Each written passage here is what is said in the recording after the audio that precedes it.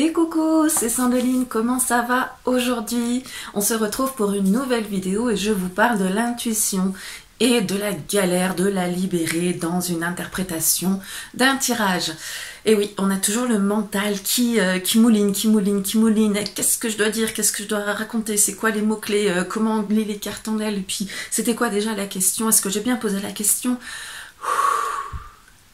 Zen, effectivement, ça va être compliqué de laisser l'intuition monter en ayant tout ce mental qui nous envahit. Mais alors, comment on fait pour l'empêcher ce mental? Parce que c'est bien beau de dire qu'il faut calmer le mental, mais voilà, à part les il faut, comment on fait?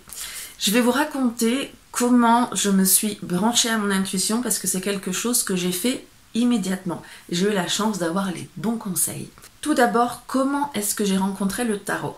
Je me suis retrouvée face à ma psy, pour être honnête, qui m'a sorti une carte de tarot qui était en lien avec ce que je vivais actuellement, une histoire de numérologie, tout ça, bref, je vous en passe les détails. Elle m'a posé la carte de tarot devant les yeux et elle m'a demandé de voir ce que j'observais dans la carte de tarot. C'était une carte du tarot de Marseille, pour vous dire à quel point c'était pas facile. Eh bien, j'ai malgré tout sorti des éléments tout bêtes, hein. C'était la roue de fortune, donc j'ai commencé tout bêtement. Il y a une roue, ok. Il y a une manivelle, il y a 3 bonhommes dessus, puis à force de regarder, on voit un peu plus de choses, et puis voilà, on libère. Et après, elle m'a demandé, à ton avis, qu'est-ce que ça veut dire tout ça? Ça m'a branché sur le tarot de Marseille, je vous l'ai peut-être déjà raconté si c'est pas la première vidéo que vous regardez. Et pour tout vous dire, c'est ce qui m'a fait tomber amoureuse du tarot de Marseille. Quand je suis rentrée chez moi, j'étais très intriguée, mon mental a mouliné, c'est rien de le dire, j'ai voulu m'y mettre et j'ai acheté un tarot de Marseille. Force est de constater que quand même le tarot de Marseille, c'est pas très intuitif. Du coup, je me suis acheté un oracle, peut-être comme beaucoup font, on se rabat sur un oracle qui a l'air d'emblée plus intuitif, mais c'était pas évident non plus, donc j'ai été faire une journée d'initiation. Je me suis déplacée jusque dans le sud, ça m'a fait des bien petites journées immergées comme ça dans les cartes. C'était la première fois que je côtoyais vraiment les cartes, et quand je suis arrivée, la première chose que cette personne nous a dit, c'est « les livrets, vous les brûlez ». What? Les livrets, je les brûle. Alors déjà, moi, je trouve qu'un livre, c'est hyper sacré. Alors le brûler, vous imaginez bien, mais bon, j'avais compris le concept.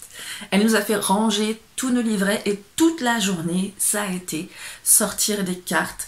Elle nous a guidés comment interpréter chaque carte. Enfin, elle nous a pas donné une trame ou imposer une lecture, elle nous a fait simplement sortir les cartes et nous faire interpréter et nous guider dans l'interprétation. Donc c'est quelque chose de vraiment très personnel.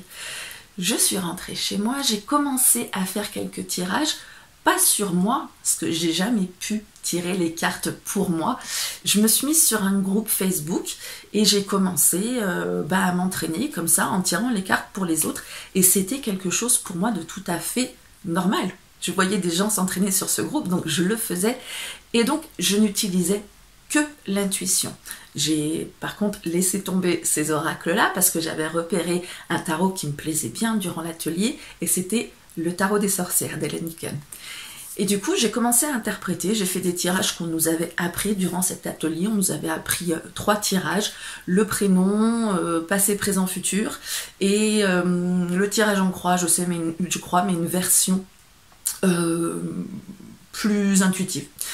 Et du coup, j'ai commencé à faire notamment le tirage du prénom avec que l'intuition, en regardant que les images des cartes.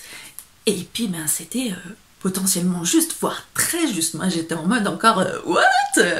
Wow, je suis trop forte en intuition, etc. Et du coup, aujourd'hui, je souhaite vous accompagner de la même manière que j'ai été accompagnée parce que je trouve que c'était vraiment the conseil, le bon conseil, la bonne méthode. Et du coup, pour vous accompagner personnellement chacun, ça va être compliqué de le faire sur une vidéo YouTube générale, donc je vous ai déjà mis à disposition un carnet de tirage qui va dans ce sens-là. Si vous ne l'avez pas encore, c'est en description, vous cliquez sur le lien contenu gratuit et en vous inscrivant à ma newsletter, vous verrez ce carnet de tirage qui a une trame qui suit cette logique, si je puis dire, d'interprétation, enfin ce guide, et vous verrez déjà que vous avez une première trame pour y réfléchir.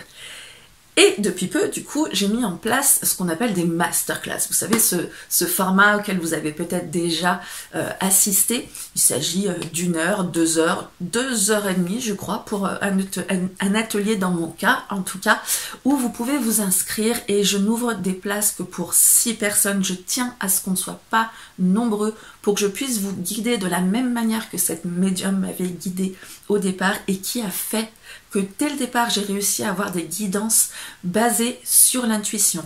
Ce sera le dimanche 5 mars de 17h30 à 20h. Voilà, je vais vous donner une petite trame et puis ensuite, on va pratiquer ensemble et je vais vous guider de la même manière qu'elle m'a guidée, comme je viens de vous le dire. Alors, pour vous inscrire, je vous mets le lien ici. Les inscriptions sont ouvertes jusqu'à dimanche minuit. Il n'y a que 6 places. Donc, peut-être pas se ruer dessus, mais quand même, on va peut-être pas tarder. Moi, j'espère vous retrouver très bientôt. Je vous fais plein de bisous. Ciao!